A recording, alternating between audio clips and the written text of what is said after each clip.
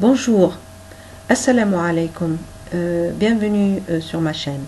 Nous allons voir aujourd'hui un premier cours de conjugaison arabe, ad-dars al-awwal fi at-tasrif. Le verbe arabe n'a que 3 temps, l'accompli, l'inaccompli et l'impératif. Et nous allons voir dans cette vidéo, en fait, l'accompli, al-madi. Alors, on va prendre un exemple. Nazala Najibun fil mirtasi. Najib a plongé dans la piscine. Donc, le verbe nazala indique une action qui est passée, qui est finie, achevée. C'est l'accompli, al-madi. Et l'équivalence en français, c'est le passé composé ou le passé simple. Alors, en fait, l'accompli se conjugue à l'aide de suffixes qui varient selon la personne, le nombre et le genre. Et de façon générale, le verbe à l'accompli est appelé aussi verbe avec pronom. Pourquoi? Parce que les pronoms personnels sont suffixés à la racine du verbe. Alors, donc, on peut dire de façon générale qu'on obtient l'accompli, al-madi, en ajoutant des suffixes au verbe nu, al-fi'l al-mujarrad. Donc, les terminaisons de l'accompli déjà sont les suivantes. Donc, on va les voir dans ce tableau.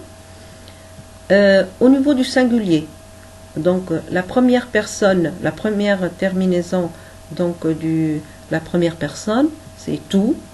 Deuxième personne masculin singulier, c'est te. Deuxième personne du féminin singulier, ti.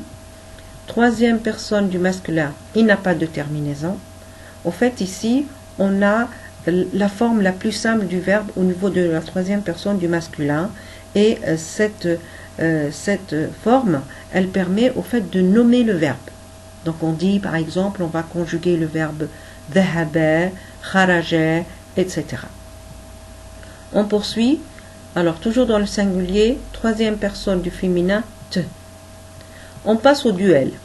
Donc, le duel, on a deuxième personne du masculin, deuxième personne du féminin, touma. Troisième personne du masculin, elif. Troisième personne du féminin, te. Le pluriel. Première personne du pluriel, ne. Deuxième personne du pluriel masculin, tum.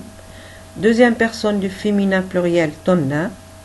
Troisième personne du masculin pluriel, ou. Et troisième personne du féminin pluriel, ne. Alors, on va voir maintenant la conjugaison du verbe sain régulier fa'ala, faire. Alors, pourquoi c'est un verbe sain? Parce que c'est un verbe qui a la forme des verbes trilitaires. Ensuite, c'est un verbe qui n'a pas de radical avec des lettres faibles. Alors, ce qu'on appelle les lettres faibles, c'est elf, waw, ye. Donc, en fait, il fait partie des verbes réguliers. Parce qu'en arabe aussi, il existe des verbes irréguliers et qui contiennent en fait des voyelles ou des lettres faibles qui vont modifier un petit peu l'écriture de ces verbes. Alors, donc, on va voir d'abord la conjugaison du verbe fa'al, du verbe fa'ala, au singulier d'abord, al-mufradu. Donc, à la première personne du singulier, fa'altu, j'ai fait. À la deuxième personne du féminin, fa'alti, tu as fait. À la deuxième personne du masculin, fa'alte, tu as fait. À la troisième personne du féminin, fa'alat, elle a fait. Troisième personne du masculin, fa'ala, il a fait. Donc là, on voit que pour la conjugaison du verbe fa'ala au singulier, on a toujours le radical fa'ala qui est utilisé. Et à ce radical, on ajoute les terminaisons qui constituent en fait les pronoms personnels. Sauf pour le verbe à la troisième personne du masculin où il n'y a pas de terminaison. Et c'est ce verbe-là qu'on utilise pour nommer le verbe que nous sommes en train de conjuguer.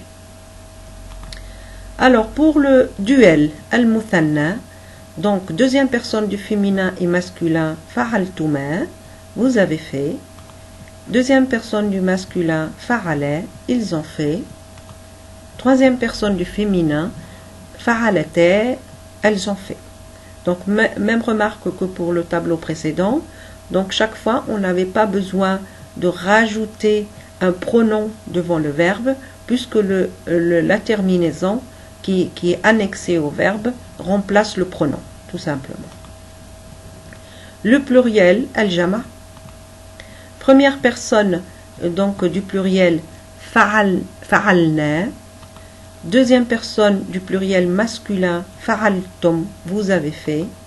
Deuxième personne du féminin pluriel, fa'altunna, vous avez fait.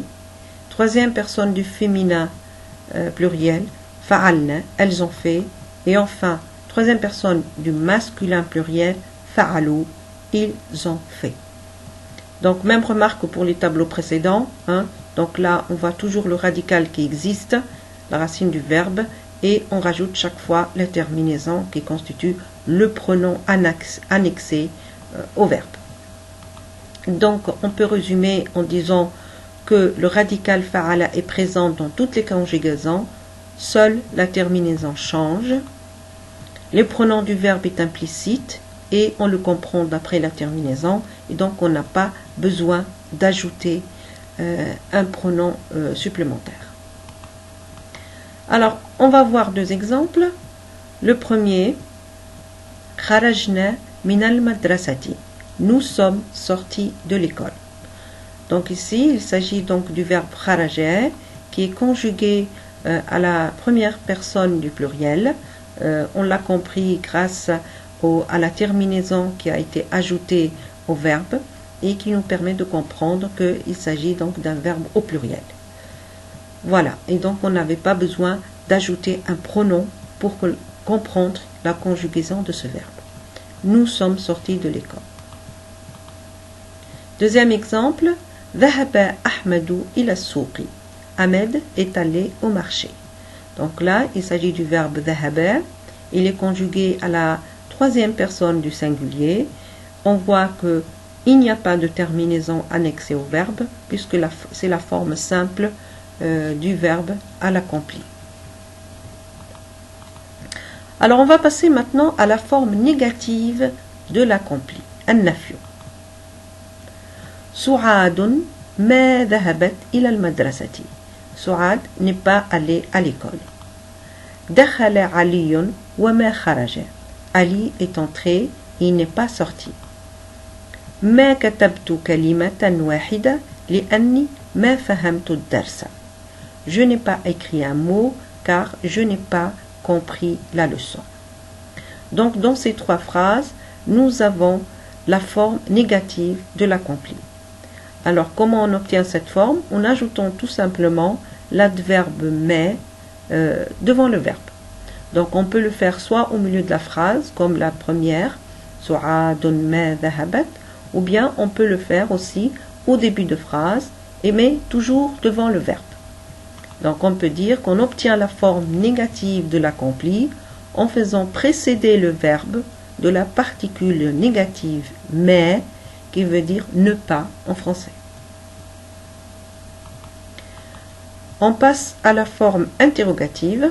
On va prendre des exemples. Hal la'abta bil kurati? Est-ce que tu as joué au ballon? Adhahabat Su'adu ila al-matbahi? Est-elle allée à la cuisine? Donc là aussi, on a des phrases d'abord qui sont à l'accompli et qui ont la forme négative. Donc on a des questions et on a posé ces questions grâce aussi à deux adverbes.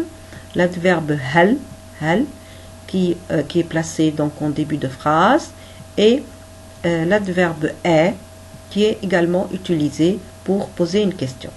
Donc on peut dire qu'on obtient la forme interrogative de l'accompli en faisant précéder le verbe de l'une des particules interrogatives, hal ou est, qui veut dire est-ce que en français.